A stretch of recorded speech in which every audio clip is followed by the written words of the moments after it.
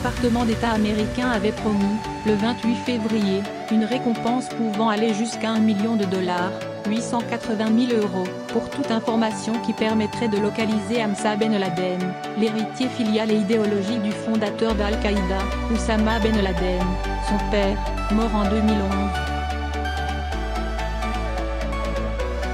L'Arabie Saoudite, son pays de naissance, l'a de son côté déchu de sa nationalité par un décret royal en date du 22 février. À 30 ans, celui qui est décrit comme un dirigeant clé et émergent de la franchise Al-Qaïda était depuis plusieurs années dans la ligne de mire de Washington. Les États-Unis l'avaient déjà placé sur la liste noire des terroristes internationaux en janvier 2017. Une décision qui sanctionnait sa mise en avant régulière par la propagande du réseau djihadiste. De nombreuses lettres et documents retracent le parcours d'Hamza, le fils préféré d'Oussama Ben Laden et toute l'attention que lui portait son père de son vivant après que la CIA a déclassé, en décembre 2017, des centaines de milliers de documents, saisis lors du raid de Navy Seals à Abbottabad, au Pakistan, au cours duquel le chef d'Al-Qaïda avait été tué. Sincérité du djihad.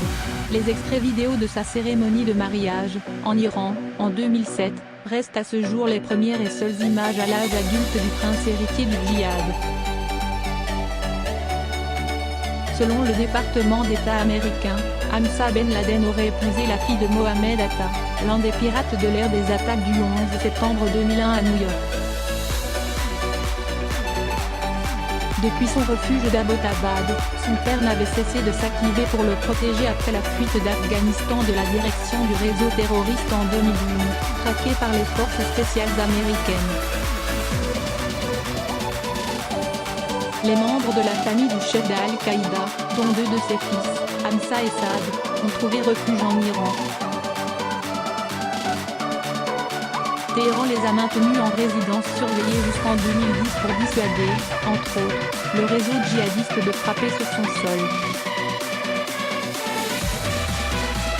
Hamza Ben Laden confiera à cette époque à son percepteur et les pressions psychologiques exercées sur lui les Iraniens.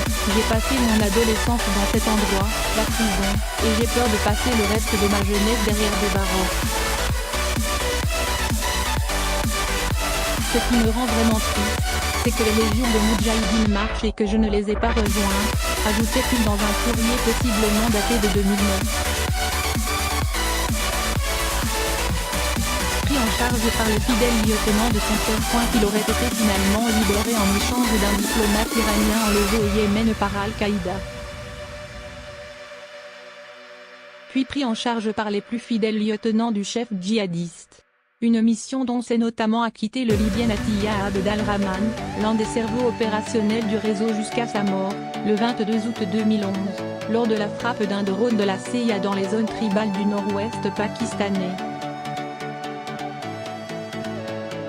Dans une lettre datée du printemps 2011, Atiyah Abd al-Rahman s'employait ainsi à rassurer son chef, quant à Hamza, lui, sa famille et ses enfants vont bien. Il est patient, par la volonté d'Allah. Il veut s'entraîner et apprendre.